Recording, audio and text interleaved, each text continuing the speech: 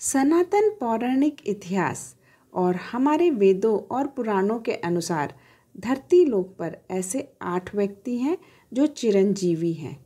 यह सब किसी न किसी वचन, वरदान या शाप से बंधे हुए हैं और यह सभी दिव्य शक्तियों से संपन्न हैं।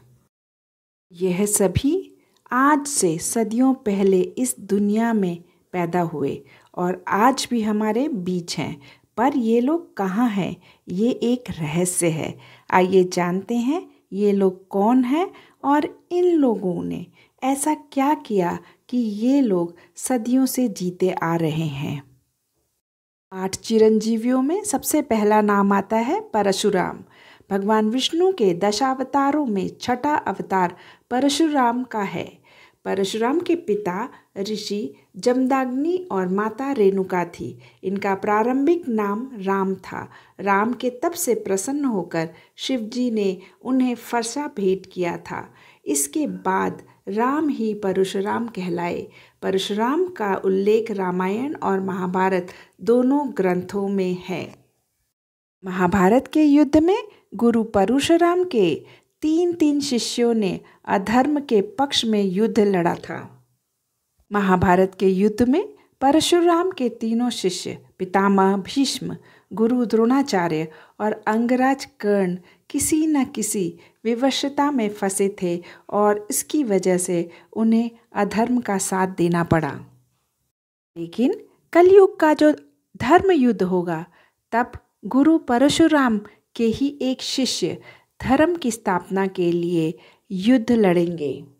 जी हाँ, हिंदू धर्म ग्रंथों के अनुसार परशुराम अपने महानतम शिष्य के अवतार लेने की प्रतीक्षा कर रहे हैं और यह शिष्य भगवान विष्णु के 10वें अवतार कल्कि होंगे, जो अपनी शिक्षा दीक्षा गुरु परशुराम से लेंगे।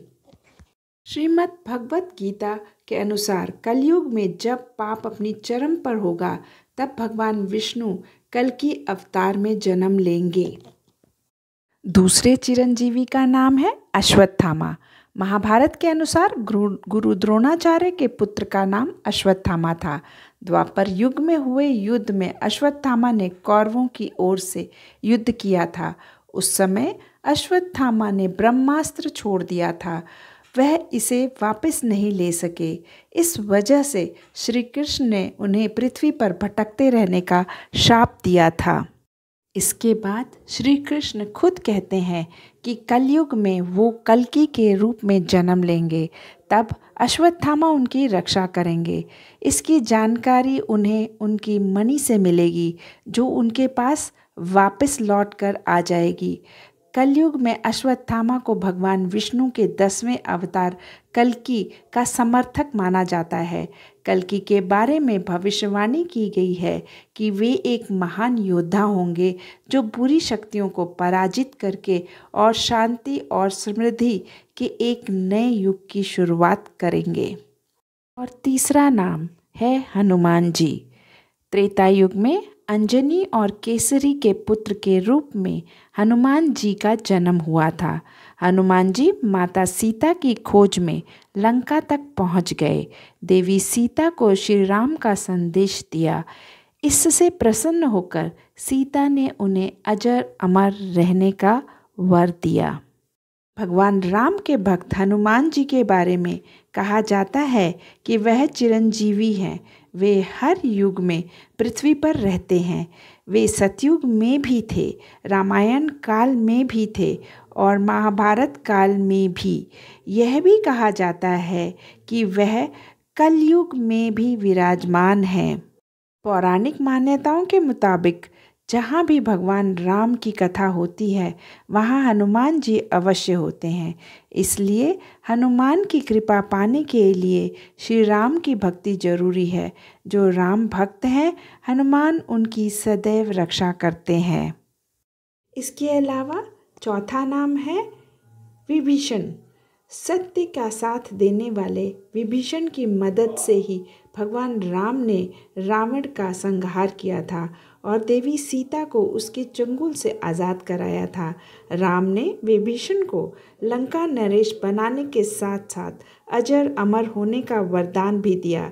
जब राम अयोध्या के लिए प्रस्थान करने लगे थे तो राम ने विभीषण को हमेशा के लिए पृथ्वी पर रहने और लोगों की सेवा करने, उन्हें सत्य और धर्म के मार्ग पर मार्गदर्शन का आदेश दिया। इसीलिए विभीषण 7 अमर लोगों में से एक है। इस प्रकार विभीषण कभी नहीं मरते और चिरंजीवी हैं। चिरंजीवी का नाम है कृपाचार्य। महाभारत में कौरवों और पांडवों के गुरु कृपाचार्य थे। वे परम तपस्वी ऋषि थे। अपने तप के बल इन्हें भी चिरंजीवी माना गया है। और चिरंजीवियों में अगला नाम है राजा बलि। राजा बलि भक्त प्रहलाद के वंशज थे। भगवान विष्णु के अवतार वामन देव को उन्होंने अपना सब कुछ दान कर दिया। इनकी दानशीलता से प्रसन्न होकर भगवान विष्णु उनके द्वारपाल बन गए थे। एक पौराणिक कथा के अनुसार एक बार की बात है जब वामन अवतार में भगवान विष्णु ने राजा बलि से 4 चरण भूमि मांगी। राजा बलि ने उन्हें भूमि देने का वचन दे दिया। अब भगवान विष्णु के वामन अवतार ने 3 चरणों के भीतर तीनों लोकों पर कब्जा कर लिया और राजा बलि से पूछा, अब चौथा चरण कहाँ रखूं? इस पर राजा बलि ने अपना मस्तक आगे कर दिया। उनकी दानशीलता देखकर भगवान विष्णु प्रसन्न हो गए। उन्होंने राजा बलि को पाताल लोक भेजने के साथ साथ अमर होने का वरदान भी दे दिया। वैसे तो वो एक दिन के लिए अपनी प्रजा से मिलने के लिए धरती पर आते हैं और उस दिन को हर साल ओणम के रूप में मनाया जाता है। अब हम आते हैं 7वें चिरंजीवी पर, ऋषि व्यास। इनको वेद व्यास के नाम से भी जाना जाता है। इन्होंने ही चारों वेद, 18 पुराण, महाभारत, श्रीमद् भगवद गीता और भविष्य पूर्ण की रचना की है। इन्हें वैराग्य का जीवन पसंद था। अब इन सप्त चिरंजीवियों के साथ ही 8वें चिरंजीवी हैं ऋषि मार्कंडेय। ऋषि मार्कंडेय अल्पायु थे। उन्होंने महामृत्युंजय मंत्र की रचना की और तप करके शिव जी को प्रसन्न किया और शिव जी के वर से वो चिरंजीवी हो गए। ये थे 8 चिरंजीवी जो अपनी अच्छाई या बुराई के कारण अमर हो गए। दी गई जानकारी अगर आपको अच्छी लगी है तो कृपया शेयर, लाइक और सब्सक्राइब करें।